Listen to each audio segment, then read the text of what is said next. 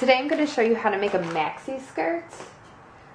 We're going to create a pattern so you can make multiple skirts. So I'm going to use tissue paper that you would use for bags. And I'm going to tape a few pieces together. So here's the tissue paper I'll tape together. I taped 3 to 5 pieces total. It doesn't have to be perfect. Next I'm going to show you how to do the measurements.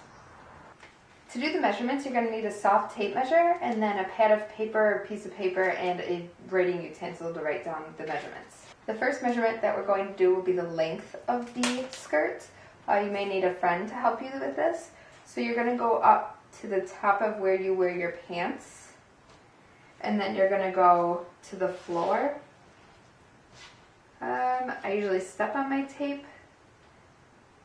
and it looks like to the ground it is 37 for me.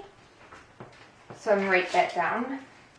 Now we're going to measure your high hip.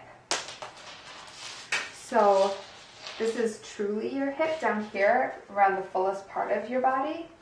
High hip is usually where you would wear your pants. So, and you might want to wear some tight clothing for this. Jeans are not the best to be wearing.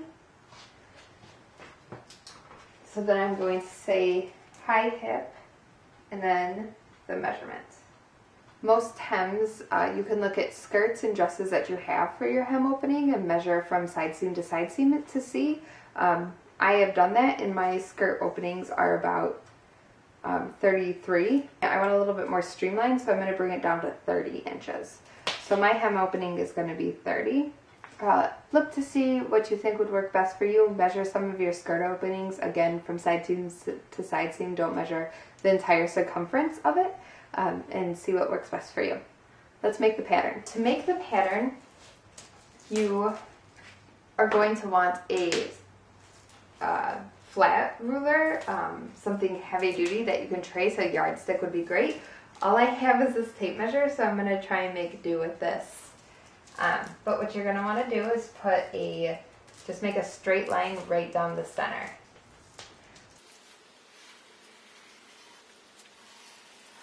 Starting at the top of that line that you drew, make a little tick mark so you created a T. And then we're going to go down the height that we measured. That first measurement we did, we're going to go down. So mine was 37, but I want to make sure that I have enough for my seam allowance. So I'm going to add a ½ inch for the top of the seam allowance, so I'm at 37.5.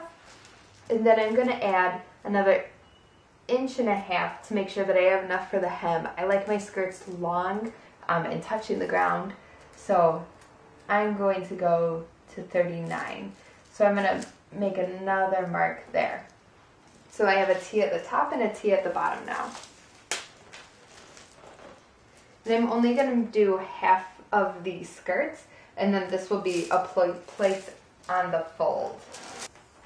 So if we look at our high hip measurements, we're going to take that and divide it by 2. So for me that's 16. If I divide 32.5, that's 16. So then we're going to take half of that, which is 8. And then I'm going to take off ½ inch because I want to make sure that that the skirt is tight enough to fit around me. So I'm going to go at the top of that T and go out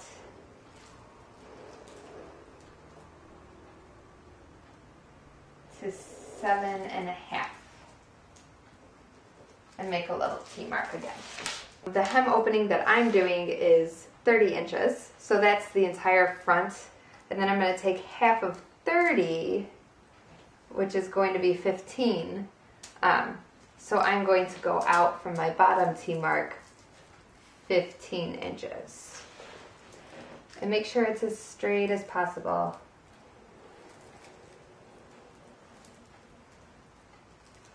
To 30 and make another T mark. So now all we have to do is connect our top T to our bottom T. Straight rulers are best.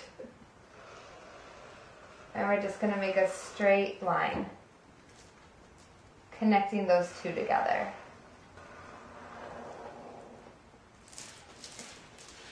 And there we have it. We have half of our skirt pattern, and we'll place this side on the fold as marked. But now we have to create our waistband.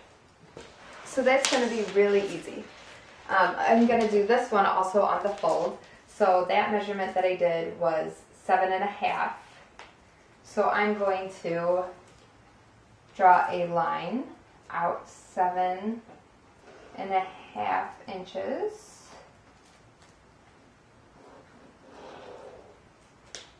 And then I am going to see how wide I want my waistband. This is going to be a long piece, and then it's going to be folded in half. So I like a little bit of a larger waistband. So I'm probably going to use about 11 inches down plus a ½ inch for seam allowance. I'm going to draw from my top line that I did down 11.5 for that seam allowance. Then I'm going to do the same thing on the other side. And then I'm going to connect the bottom lines together. Perfect. So this is also going to be placed on the fold, so I'm going to draw those arrows and then mark on here, cut to on fold. So then you can cut these patterns out, place them on the fabric, and you can reuse them as many times as you want, and you don't have to worry about always pulling out that skirt or always remeasuring yourself. So I'm going to cut these out. Here I've laid out one pattern for the front on the fold. Here's my front waistband and my back waistband. I'm going to take these, unfold them, and place right sides together. And then I'll sew both of the sides by serging. If you don't have a serger, you can use a regular sewing machine and just place it on a zigzag stitch. Now I'm going to take my front, unfold it, place right side up,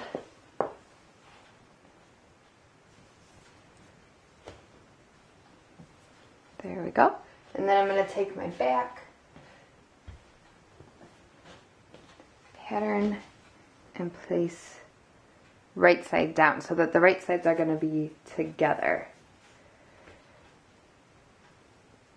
And then I'll line these up and then sew on either side using my serger again, or you can use a zigzag stitch. Here I have the bottom of my skirt and my waistband. I'm going to take my waistband and fold it inside of itself and connect the bottom part to the top and match side seams together. So all I did is sandwich it together, and this is our waistband now.